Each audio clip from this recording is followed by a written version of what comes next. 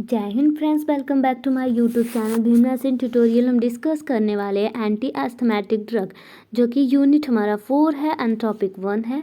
Anti asthmatic drug introduction देख लेते हैं। तो अस्थमा कॉज कैसे करता है? तो जो पेशेंट होता है, किसी को एलर्जिक रिएक्शंस होती हैं, ठीक है, हाइपर सेंसिटिविटीज़ होती हैं, जैसे ड्रग्स, जैसे डस्ट वगैरह हो गया, उसके वजह से क्या होगा कि उनको कफिंग स्टार्ट हो जाती है, ठीक है, उसके वजह से प्रॉब्लम क्रिएट होती हैं, वो इरिटेट होते हैं, ठीक है, इरिटेट करते हैं जो भी हमारे लंग्स का एयर वे है, ठीक है, जैसे ब्रोंकियोटाइटिस वगैरह हो गए, तो वो उसे इरिटेट करते हैं, इन्फ्लामेशन वहाँ पे हो गया है, ठीक है, तो अस्थमा कॉज करेगा। अस्थमा मीन्स क्या होता है कि जो एयर वे होता है हमारे लंग्स का, जो रिस्पायरेटरी सिस्टम का एयर वे होता है वो नैरो हो जाता है, ठीक है, जिसके वजह से हमें सांस लेने में, या बोल सकते हैं कि एयर को इनहेल करने में एंड आउट करने में क्या होती है कि प्रॉब्लम होती है। जो एयर वे होता है वो नैरो हो जाता है, किसके वजह से? अगर कोई भी इरिटेंट होगा जाएगा हमारे जो कि रिस्पायरेटरी ट्रैक में जाएगा, तो वहाँ पे क्या करेगा कि हिस्टामाइन जो होता है कि एलर्जी को एक्टिवेट करता है, ठीक है, एलर्जी को कॉज करता है हिस्टामाइन। तो हिस्टामाइन से कोई भी पॉलिटेंट हो गया, कोई भी इरिटेंट हो गया, या इन्फ्लामेशंस वगैरह, हाइपर सेंसिटिविटी रिएक्शन हो गए, ठीक है, कोई भी एलर्जन हो गया, ठीक है, वो हो जाएगा, इंडिकेट करेगा भी, अल्टर्ड करेगा हमारे स्मूथ मसल्स पे, ठीक है, स्मूथ मसल्स, रिस्पायरेटरी का स्मूथ मसल्स, उस पर प्रेजेंट होता है हिस्टामाइन। हिस्टामाइन को बाइंड करके, ठीक है, हिस्टामाइन क्या करेगी? एलर्जिक रिएक्शन कॉज करेगी, ठीक है, एलर्जी कॉज करेगी। वहाँ पे एलर्जी कॉज करेगी तो क्या होगा कि जो हमारा ब्रोंकाइटिस है या ब्रोंकियोल्स है, उसमें क्या होगा? एडिमा कॉज होगा, ठीक है, एडिमा कॉज होगा, इन्फ्लामेशन कॉज होगा इसके वजह से, ठीक है, एडिमा होगा, ये क्या होंगे कि फूल जाएंगे, ठीक है, एडिमा होगा तो ये स्वेल हो जाएंगी। तो जो एयर वे होगा, ठीक है, हमारे रिस्पायरेटरी का जो एयर वे है वो क्या होगा कि नैरो हो जाएगा। एडिमा होगा तो जो रास्ता होगा वो नैरो हो जाएगा, जिसके वजह से जो पेशेंट होता है उसे सफोकेशंस होते हैं, ठीक है, सफोकेशंस फील होता है, जैसे कि सांस लेने में फील, जैसे घुटन टाइप का फीलिंग सांस लेना, ठीक है, ब्रोंकियल म्यूकस का फॉर्मेशंस भी होंगे, ठीक है, यहाँ पे फॉर्मेशंस होंगे। और शॉर्ट ब्रीथिंग बहुत शॉर्ट टाइम तक लेगा, डीप ब्रीथिंग्स लेगा, ठीक है, शॉर्ट टाइम तक शॉर्ट ब्रीथिंग लेगा, ठीक है, ऐसे पेशेंट्स की कंडीशंस हो जाती है, ठीक है। तो क्या होता है कि यहाँ पे जो लंग्स होगा, ठीक है, उसको ठीक से ऑक्सीजन्स नहीं मिलेंगे, ठीक है, तो जो हमारे ऑर्गन्स होंगे वो प्रॉपर फंक्शंस नहीं करेंगे। तो ये मोस्ट इम्पॉर्टेंट मेडिकेशन इसमें प्रेजेंट है, जो एंटी एस्थमेटिक को, ये एंटी एस्थमेटिक जो होती हैं इस कंडीशंस को ट्रीट करती हैं, ठीक है। तो लेट्स स्टार्ट द वीडियो। तो फर्स्ट वन होता है कि एंटी एस्थमेटिक ड्रग किसको ट्रीट करती हैं, उसको देख लेते हैं। तो फर्स्ट वन होता है कि anti asthmatic drug are the medications use to the treat and the manage asthma. तो ये एंटी एस्थमेटिक ड्रग जो होती है, एंटी लग गया तो कि इट मीन्स जो होता है कि जिस के आगे एंटी लगा उसको ट्रीट करना या उसको इनहिबिट करना, उसको रोकना, ठीक है। यूज टू किसके लिए यूज हो रही है? तो अस्थमा के लिए। हमने अस्थमा की अभी कंडीशन बताई, तो उसको ट्रीट करने के लिए ये मेडिकेशन यूज की जाती हैं, ठीक है। Chronic inflammation disease and characterized by recurring episodes of reversibles air flow. जो एयर फ्लो होता है, जो, ठीक है, जो हमारा रिस्पायरेटरी नैरो हुआ था, ठीक है, वहाँ पे एडिमा हो गई थी, वहाँ पे क्या होगा कि वहाँ पे म्यूकस का फॉर्मेशंस हो गया था, ठीक है, वो स्वेलिंग्स हो गई थी, जो लंग्स का जो प्रॉपर फंक्शंस हो रहा था वो नहीं हो रहा था, ठीक है। तो ये मेडिसिन क्या करेंगी कि उसे रिवर्सिबल फंक्शंस में लाएंगी, ठीक है, उसको नैरो को क्या करेंगी कि जो नैरो हो गया तो उसको डायलेट करेंगी, ठीक है, चौड़ा करेंगी, ताकि जो एयर वे है वो प्रॉपर हमारे हम इनहेल कर सकें, ठीक है, एक्सहेल कर सकें कार्बन डाइऑक्साइड, ठीक है। तो हमारा जो इनहेल करेंगे ऑक्सीजन्स, तो प्रॉपर हमारे ऑर्गन को फंक्शंस कर सके, ठीक है, उसको हेल्पफुल हो सके, या जितना रिक्वायरमेंट हमारी बॉडी की ऑक्सीजन्स की उतना मिल सके, ठीक है। ये जो ड्रग होती हैं क्या करती हैं? अस्थमा को ट्रीट करती हैं, उनके फंक्शंस को रिकरेंट करती हैं, ठीक है।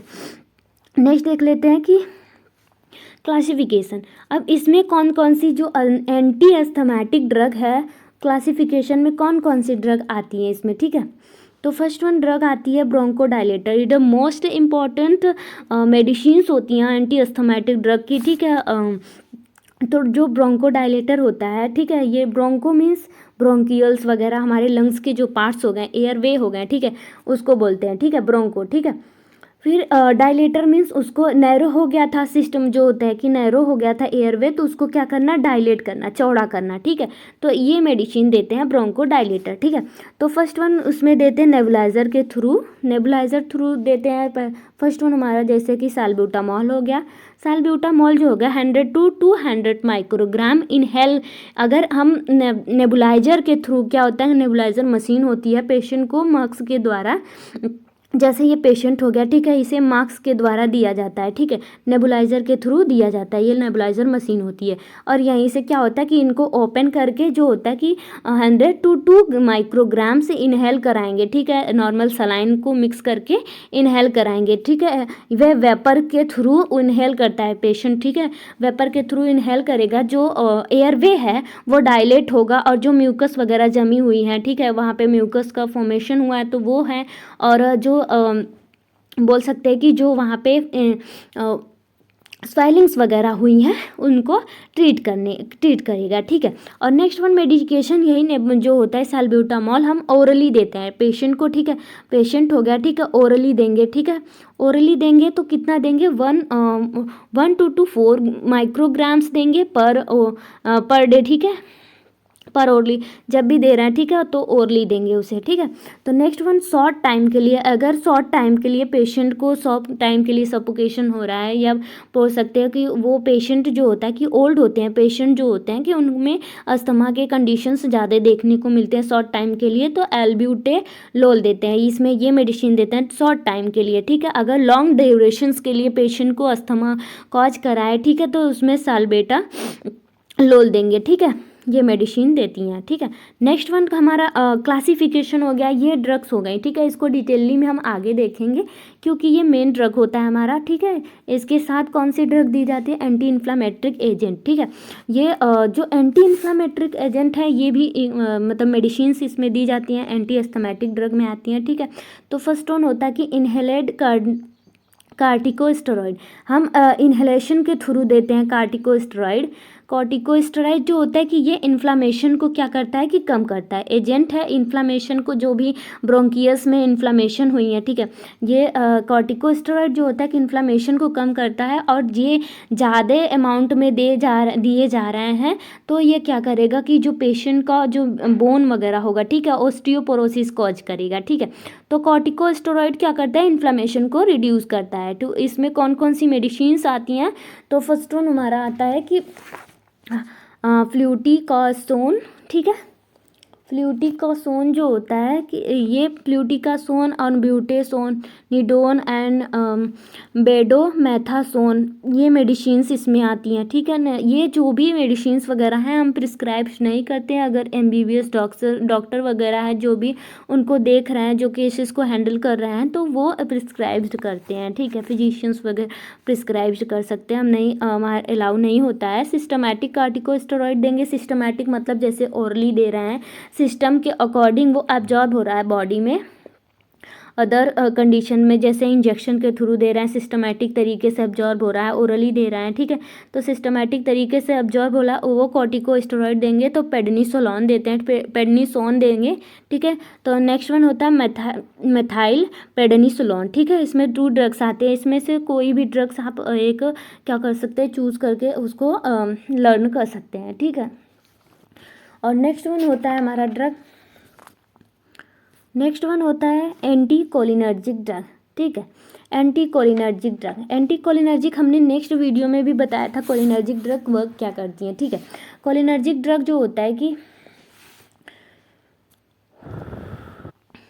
कोलिनर्जिक जो ड्रग होता है, ठीक है, तो कोलिनर्जिक ड्रग 2 रिसेप्टर पे वर्क करता है, हमने पहले भी डिस्कस किया था, ठीक है। इसका मैकेनिज्म एक्शन यही होता है कि ये जो होता है कि निकोटिनिक रिसेप्टर, इसके 2 रिसेप्टर होते हैं, ठीक है। ये जो मेडिसिन होगी 2 रिसेप्टर पे वर्क करेगी, जैसे कि हमारे निकोटिनिक रिसेप्टर ये कहाँ होगी, नर्वस सिस्टम में, ठीक है, नर्वस सिस्टम का जो भी रिसेप्टर्स होंगे, ठीक है, उन अगर कोलिनर्जिक दे रहे हैं तो उनको एक्टिवेट करेंगी, ठीक है, और एंटी कोलिनर्जिक दे रहे हैं तो नर्वस सिस्टम को ये स्लो करेंगी, या जो भी फंक्शंस वगैरह हैं उसको डीप करेंगी, अंदर की तरफ ले जाएंगी, ठीक है। पहला फर्स्ट वन होता है कि ट्रांसमिशन पे वर्क कर रहा है। सेकंड मेथड होता है कि मस्कुलरिक पे वर्क करता है, ठीक है। मस्कुलरिक रिसेप्टर होते हैं, 2 टाइप के रिसेप्टर होते हैं मसल्स में, निकोटिनिक नर्व में रिसेप्टर प्रेजेंट होते हैं। तो इसमें जो होता है कि हमारा एंटी अस्थमैटिक ड्रग में जो रिसेप्टर प्रेजेंट होते हैं तो ये मस्कुलरिक रिसेप्टर पे फंक्शन करेगा, ठीक है। मस्कुलरिक रिसेप्टर जो भी एक्टिविटीज़ स्लो हो गई हैं, ठीक है, जो भी उसका कॉन्स्ट्रक्शंस वगैरह या बोल सकते हो वो जो सीलिया वगैरह है वो एक्टिव नहीं है, या बोल सकते हैं कि उसको कॉन्ट्रैक्शन रिलैक्सेशंस नहीं हो रही हैं, स्लो हो गई हैं, ठीक है। तो इसमें क्या होता है कि एंटी कोलिनर्जिक का हाथ होता है, ठीक है। इसको एक्टिव करना है, हाइपर एक्टिविटीज़ कर रही हैं जो ब्रोंकियल्स वगैरह मसल्स वगैरह हो गई, मस्कुलरिक हो गई, तो उसको ट्रीट करने के लिए, ठीक है, कोलिनर्जिक का फंक्शन होता है लेकिन उसको ट्रीट करने के लिए एंटी कोलिनर्जिक देते हैं, ठीक है। तो इसको क्या होता है कि जो एंटी अस्थमैटिक ड्रग में या एंटी कोलिनर्जिक का काम क्या है, ठीक है। तो जब हमारा क्या होता है कि मसल्स जो होती हैं हाइपर एक्टिव कर लिए, वहाँ पे म्यूकस वगैरह हो गए, ठीक है, वो ट्रीट नहीं हो रही हैं, ठीक है। तो क्या करेगी एंटीकोलिनर्जिक जो होगी कि मस्कुलरिक पे बाइंड नहीं होंगी, ठीक है। ये मस्कुलरिक पे बाइंड होगी तो जो म्यूकस का सिक्रेशन है वो कंटिन्यूअसली होगा, ठीक है, कंटिन्यूअसली होगा, और जो भी प्रॉब्लम क्रिएट हो रहे हैं सॉइलिंग्स वगैरह वो सब कंटिन्यूअसली होंगे, ठीक है। और जो भी हिस्टामाइंस का फंक्शंस वगैरह चल रहा है वो सब कंटिन्यू होंगे, ठीक है। एंटीकोलिनर्जिक क्यों देंगे? एंटीकोलिनर्जिक जो होगा मस्कुलरिक पे बाइंड नहीं करेगा तो एडिमा जो काज होगा, म्यूकस जो सिक्रीशन हो रही हैं वो बंद हो जाएंगी, ठीक है। तो एंटीकोलिनर्जिक वर्क क्या करता है, ठीक है। तो एसिटिल कोलिनर्जिक जो एसिटाइल कोलिन होता है, ठीक है, एसिटाइल कोलिन जो होता है ये होता है कि ट्रांसमीटर होता है, ठीक है। एसिटाइल कोलिनर्जिक जो होता है कि कोलिन होता है, इसको क्या करेंगी, इस पे बाइंड करने से प्रिवेंट करेंगी, ठीक है। ये बाइंड करने से प्रिवेंट करेंगी, ठीक है, एसिटिल कोलिन, ठीक है। इसको कंट्रीब्यूट नहीं करने देंगी, जो भी रिएक्शन हो रहे हैं हाइपर सेंसिटिविटीज रिएक्शंस वगैरह हो रहे हैं वो स्लो हो जाएंगे, आप बोल सकते हैं इनहिबिट हो जाएंगे। तो जो एयरवे होगा, ठीक है, वो स्लो हो जाएंगी तो एयरवे क्लियर करेगा, नेबुलाइजर के थ्रू क्लियर हो जाएगा, जो प्रॉब्लम्स क्रिएट हो रही हैं वो सॉल्व हो जाएंगी, और वो पेशेंट जो होगा कि ट्रीट हो जाएगा, ठीक है। तो फर्स्ट वन, इसमें कौन कौन सी मेडिसिन्स आती हैं, तो एट्रोपिन आता है, ठीक है, एट्रोपिन मेथोनिट्रेट होता है, ठीक है। मेथोनिट्रेट जो कि 20 to 14 ग्राम माइक्रोग्राम्स 3 टाइम्स देंगे, ठीक है, 3 to 4 टाइम्स देंगे पर डे, ठीक है। 3 टाइम या 4 टाइम दे सकते हैं दिन में, पर डे दे सकते हैं, ठीक है, 20 to 40 माइक्रोग्राम्स, ठीक है। एट्रोपियम प्रोमिमाइड, ठीक है, ये 18 माइक्रोग्राम्स 1 डे देते हैं, ठीक है, डेली देते हैं इन्हेलेशन के, ठीक है। तो नेक्स्ट वन देखते हैं हम ब्रोंकियोडाइलेटर का मैकेनिज्म ऑफ एक्शन। तो हमारा जो ब्रोंकियोडाइलेटर है कैसे हमारे जो रिस्पायरेटरी ट्रैक है उसको डायलेट कैसे कर रही है। तो फर्स्ट वन ये जो होता है कि इसमें प्रेजेंट क्या होते हैं, ठीक है, जैसे कि ये ब्रोंकियोडाइलेटर है, ठीक है, तो इसमें प्रेजेंट होती है स्मूथ मसल्स पे प्रेजेंट होता है, ठीक है, बीटा 2 रिसेप्टर, ठीक है। अब बीटा 2 रिसेप्टर्स में क्या होंगे कि इसमें प्रेजेंट होते हैं, ठीक है, बीटा 2 रिसेप्टर में प्रेजेंट होते हैं जी प्रोटीन, ठीक है। जी प्रोटीन क्या होता है, तो ये फैमिलियर प्रोटीन होता है, तो किसमें हेल्प करता है, तो help to receive and responsibles signals, कोई भी सिग्नल्स हो गई जैसे कि न्यूरोट्रांसमिशन सिग्नल्स हो गई, या बोल सकते हैं हारमोनियस सिग्नल्स हो गई, ठीक है, कोई भी सिग्नल्स होंगी, कोई भी मॉलिक्यूलर सिग्नल्स हो गई, सबको क्या करेंगी, रिसीव्ड करेंगी ये बीटा 2, ठीक है। इसमें बीटा 2 में प्रेजेंट होता है जी प्रोटीन जो होता है कि फैमिलियर प्रोटीन होता है, ठीक है, जो भी प्रोटीन्स वगैरह है उसका एक हिस्सा होता है, ठीक है। ये कोई भी ट्रांसमिशन हो गया, molecular transmission, hormonal transmission, neuro transmission signals, कोई भी सिग्नल्स हो गया उसको रिसीव करती हैं, ठीक है, रिसीव करेंगी, ठीक है। तो क्या करेगा कि व्हेन द बीटा 2 जो बीटा 2 होगा receptor to activate the smooth muscles, ये एक्टिवेट करेंगी स्मूथ मसल्स को एक्टिवेट करके जो एयर वे है उसको रिलैक्स करेंगी, ठीक है। स्मूथ मसल्स जो होगा उसको एक्टिवेट करेंगी, जो म्यूकस वगैरह निकल जाएंगे, ठीक है, तो उसे रिलैक्स कर देंगी, जो एयर वे होगा उसको रिलैक्स करके स्मूथ मसल्स को एक्टिवेट कर देती हैं, ठीक है। नेक्स्ट वन देख लेते हैं एग्जाम्पल। सैल्ब्यूटामॉल जो हमारा ब्रोंकोडाइलेटर का फर्स्ट एग्जाम्पल सा medicine. Salbutamol is the most important medicine of nebulizer to use importantly. जहाँ भी देखें यहाँ ये यूज होता है सैल्ब्यूटामॉल। अक्सर तो जो होता है कि गवर्नमेंट हॉस्पिटल्स में ज़्यादा ही देखने को मिलते हैं। तो फर्स्ट वन होता है कि रिलैक्स स्मूथ मसल। सैल्ब्यूटामॉल जो होता है कि स्मूथ मसल्स को रिलैक्स करती हैं। ठीक है, हमने जैसे बताया कि जो होता है कि हमारा कोलिनर्जिक होता है वो भी रिलैक्सेशंस करती हैं। ठीक है, मसल्स का रिलैक्सेशन करती हैं क्योंकि एंटी कोलिनर्जिक दिया जाता है हमें। एंटी कोलिनर्जिक जो होता है एसिटिल कोलिनर्जिक को ब्लॉक कर देता है। ठीक है, तो जो एक्टिवेटर होता है, ठीक है, वो तो ब्लॉक हो जाएगा तो रिलैक्सेशन हो जाएंगी। जो एयरवे है, जो मसल्स है वो रिलैक्स हो जाएंगी। ठीक है, तो ये भी सैल्ब्यूटामॉल जो होती है ये भी मसल्स को रिलैक्स कर रही है। Allrounder bronchioles of the lungs, जो और लंग्स का जो भी ब्रोंकियोल्स वगैरह सारे ब्रोंकियोल्स ऑलराउंडर मतलब सारे ब्रोंकियोल्स के स्मूथ मसल्स को रिलैक्स कर देंगी and making them wide and preventing by spasm. जो भी यहाँ पे एडिमा वगैरह हुआ है, जो भी यहाँ पे जो होता है कि म्यूकस वगैरह का फॉर्मेशन हुआ है यहाँ पे प्रेजेंट है, और उसको क्या करेंगी क्लियर करके, ठीक है, इसको निकाल देंगी या बोल सकते हैं इसको ट्रीट करके। ठीक है, तो यहाँ पे क्या करेंगी कि डायलेट कर देंगी, वाइड कर देंगी, वाइडेड कर देंगी। ठीक है, तो नेक्स्ट वन होता है कि इंडिकेशंस। ये सैल्ब्यूटामॉल का फंक्शन हमें पता हो गया। ठीक है, नेक्स्ट वन होता है कि इंडिकेशन हम किस किस पेशेंट को देते हैं। ठीक है, तो फर्स्ट वन होता है अस्थमेटिक पेशेंट को। अस्थमेटिक या बोल सकते हैं कि कोई पेशेंट्स है उसको ब्रोंकियोडाइलेटर देने हैं तो सैल्ब्यूटामॉल दे सकते हैं। ठीक है, एयरवे को या अस्थमा जो भी अटैक वगैरह हुआ है वो ट्रीट हो सके। सीओपीडी मतलब क्रोनिक ऑब्स्ट्रक्शन पल्मोनरी डिजीज़ वगैरह हुआ है। ठीक है, पेशेंट को उसको शॉर्टनेस ऑफ ब्रीथिंग्स वगैरह हुई हैं। ठीक है, इम्प्रूव करने के लिए ब्रीथिंग एयरवे को इम्प्रूव करने के लिए, लंग्स फंक्शन को इम्प्रूव करने के लिए इस पेशेंट को दे सकते हैं। ठीक है, ब्रोंकियोएक्टासिस।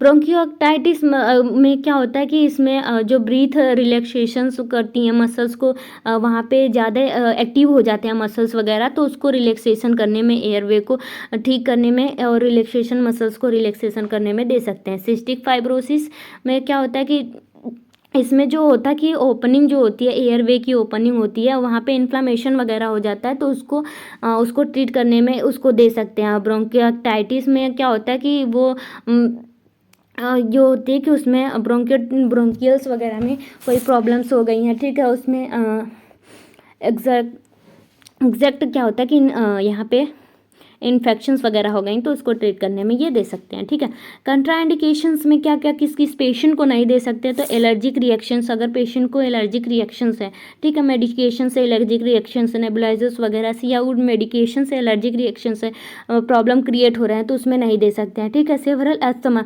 अगर उसको ढेर सारे टाइप्स का अस्थमा है, ठीक है, उसके लिए अदर मेडिसिन होती हैं। ठीक है, तो उसे सेवरल टाइप्स का अस्थमा है तो उसमें नहीं दे सकते हैं। ठीक है, और गैस्ट्रोइंटेस्टाइनल ऑब्स्ट्रक्शंस, अगर पेशेंट को गैस्ट्रोइंटेस्टाइनल ऑब्स्ट्रक्शंस हैं, ठीक है, तो उसमें नहीं दे सकते हैं। नेक्स्ट वन होता है कि ग्लूकोमा, पेशेंट को आई डिजीज़ है। ठीक है, ग्लूकोमा में क्या होता है कि जो होता है कि हमारा जो फ्लूइड होता है, आई का फ्लूइड होता है, एक्वस ह्यूमर फ्लूइड जो होता है, उसका जो अमाउंट होता है वो बढ़ जाता है या निकल नहीं पाता, तो उस वजह से क्या होगा, ग्लूकोमा कॉज करता है, जिसकी वजह से ब्लाइंडनेस वगैरह कॉज होती है। ठीक है, दिखता नहीं है, तो इसमें क्या होगा कि उसमें दे सकते हैं पेशेंट को। ठीक है, नेक्स्ट वन होगा प्रेगनेंसी फीडिंग्स। अगर क्या होगा कि जो महिला जो होती है, कोई भी वोमेन है वो प्रेगनेंस है, उसके वजह से सफोकेशंस वगैरह हो रहे हैं, तो इस कंडीशंस में हम नहीं दे सकते हैं इसको।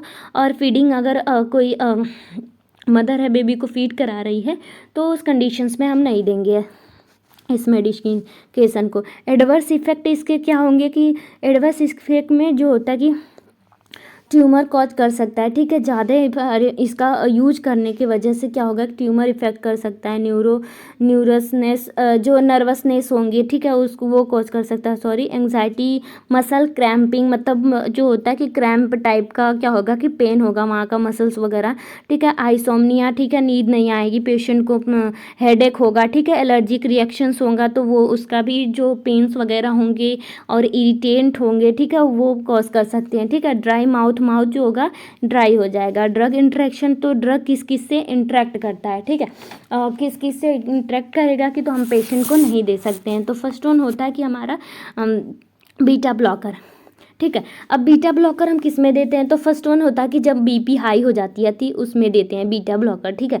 तो उसमें देते हैं बीटा ब्लॉकर, अगर हम ब्रोंकियल डायलेटर में मिक्स करके हम बीटा ब्लॉकर दे रहे हैं, ठीक है। तो जो ब्रोंकियल डायलेटर जो होता है कि वो प्रभावित ना करके, ठीक है, वो एक्ट नहीं कर पाएगा। इसके वजह से क्या होगा कि ये न्यूट्रलाइज हो जाएगा, ठीक है, ये एक्ट नहीं कर पाएगा अपना काम। तो इसके वजह से क्या होगा कि जो ट्रैक है उसमें सेक बन रहे थे तो और सेक बनने लगेंगे, तो और सफोकेशन कॉज होगा और अस्थमा कॉज होगा, ठीक है। डाययूरेटिक्स में क्या होगा कि डाययूरेटिक्स किस लिए देते हैं, तो जो होता है कि ज़्यादा अमाउंट में जो होगा कि यूरिन पास कराने के लिए हम डायरेटिक देते हैं, ठीक है। तो इस कंडीशंस में हम इसमें दे देंगे, ब्रोंकियोडायलेटर में डायरेटिक दे देंगे, तो क्या होगा कि जो हाइपोकैलेमिया कॉज करेगा, जो कैल्शियम वगैरह की कमी हो जाएंगी, ठीक है। ये जो डायलेटर होता है ये क्या करेगा कि कॉज करेगा हाइपोकैलेमिक, ठीक है। नेक्स्ट वन होता है कि हेक्सासीन, ये जो मेडिसिन्स होते हैं इसमें क्या होता है कि ये प्रॉब्लम्स क्रिएट करती हैं, ज़्यादा कुछ नहीं करती हैं। ब्रोंकोडायलेटर के वजह इंक्रीज रिस्क टॉक्सिसिटीज़ वगैरह इंक्रीज करने स्टार्ट कर देती हैं, जो डायलेट तो करती नहीं है, ठीक है, वहाँ पे टॉक्सिसिटी कॉज कर देंगी, हाइपर रिएक्ट कर देंगी, ठीक है। तो कार्टिकोस्टेरॉइड देखिए, ज़्यादा अमाउंट में हम कार्टिकोस्टेरॉइड भी नहीं दे सकते। इस जो ब्रोंकियोडायलेटर अगर दे रहे हैं तो उसके साथ हम कार्टिकोस्टेरॉइड नहीं देंगे, ठीक है। कार्टिकोस्टेरॉइड जो होता है कि ऑस्टियोपोरोसिस मतलब बोन वीक होना स्टार्ट हो जाएंगे, ठीक है, उसके साथ देंगे ब्रोंकोडायलेटर के साथ, तो ठीक है। ड्रग टॉक्सिसिटीज़ क्या क्या कॉज करेंगी ये ब्रोंकोडायलेटर, तो कार्डियोवैस्कुलर अफेक्ट, जो होता है कि हमारा हार्ट जो होता है कि हार्ट को अफेक्ट करेंगी ये मेडिसिन ज़्यादा अमाउंट में दे रहे हैं, क्योंकि जो होता है कि हमारे लंग्स के थ्रू क्या होता है कि जो फिल्ट्रेशन हो रहा है ऑक्सीजन का, ठीक है, तो वो फिल्ट्रेशन आदत क्या कर रही है हमारी हार्ट कर रही है, ठीक है। तो ये क्या होता है कि हम ज़्यादा फंक्शन करती है पंपिंग का, तो ये क्या होगा कि ऑक्सीजनेटेड डीऑक्सीजनेटेड टू उसको प्रिवेंट करती है, ठीक है, उसको लेके आना रहता है, ठीक है। डीऑक्सीजनेटेड ब्लड को लेके जाएगी वहाँ से लंग्स में प्यूरिफिकेशन करेगी, फिर आएगी हमारे होल बॉडी में, ठीक है। इसके वजह से इसको अफेक्ट कर सकता है, रिस्पायरेटरी अफेक्ट भी कर सकता है, ठीक है, तो उसमें प्रॉब्लम क्रिएट कर सकते हैं। सेंट्रल नर्वस सिस्टम अफेक्ट, जो हमारा सेंट्रल नर्वस सिस्टम है जैसे ब्रेन हो गया, हमारा स्पाइनल कॉर्ड हो गया, ठीक है, उसको अफेक्ट कर सकती है। एलर्जिक रिएक्शन, जो भी एलर्जिक रिएक्शन से अगर इसको प्रॉब्लम्स क्रिएट हो जाए तो ठीक है, तो उसके मेडिकेशन ज़्यादा अमाउंट में लेने की वजह से क्या करेगी, वो एलर्जिक कॉज करेगी, ठीक है। जैसे कि हमारा क्या होता है कि एंटीबॉडी घुसी नहीं होती है हमारे बॉडी में, तो क्या होता है कि खुद की जो एंटीबॉडी होती है खुद पे ही अटैक करने लगती है, तो इसकी टॉक्सिसिटी ऐसे बढ़ जाएगी, तो ये क्या करेगी, एलर्जिक रिएक्शन करेगी, तो खुद पे ही प्रभावी हो जाएंगे, ठीक है। तो मेटाबॉलिज्म अफेक्ट, जो भी मेटाबॉलिज्म सिस्टम हमारे बॉडी में चल रहा है, ठीक है, उस पर अफेक्ट करना स्टार्ट हो जाएंगे, ठीक है, वो प्रॉपर नहीं होंगी मेटाबॉलिक क्रिया जो होती है, ठीक है। नेक्स्ट वन हमारा रोल क्या होता है, नर्सिंग रोल क्या होता है कि फर्स्ट वन मेन होता है कि हम कोई पेशेंट ऐसे आ रहा है, ठीक है, उसका हिस्ट्री कलेक्शन लेंगे, पास्ट प्रेजेंट क्या क्या उसने मेडिसिन्स ली हैं, सर्जरी हुई है कि नहीं हुई है, कोई प्रॉब्लम्स आगे के नहीं है, कोई भी प्रॉब्लम्स क्रिएट हो रहे हैं, फिजिकल एग्जामिनेशन करेंगे एंड हिस्ट्री कलेक्शन लेंगे, ठीक है। और आइडेंटिफिकेशन करेंगे कि उसको कोई एलर्जी, इस मेडिसिन से कोई एलर्जी नहीं है या कोई एलर्जी आगे से की कोई एलर्जी नहीं है, एलर्जन टेस्ट करेंगे, ठीक है। कोई भी कंट्रा इंडिकेशंस है, कंट्रा इंडिकेशन है मेडिकेशन का, तो उसको भी देखेंगे। फिर एक्सप्लेन करेंगे इनहेलेशन, नेबुलाइजर्स वगैरह जो भी दे रहे हैं, पेशेंट को भी पता होना चाहिए, खुद को भी पता होना चाहिए, उसके बारे में नॉलेज होना चाहिए, प्रॉपर हम ट्रेंड होने चाहिए, ठीक है। मॉनिटर करेंगे पेशेंट का रिस्पायरेटरी स्टेटस जो भी है उसको मॉनिटर करेंगे, ठीक है। तो thank you class, thank you very much. Next देखेंगे नेक्स्ट वीडियो में, तब के लिए बाय बाय।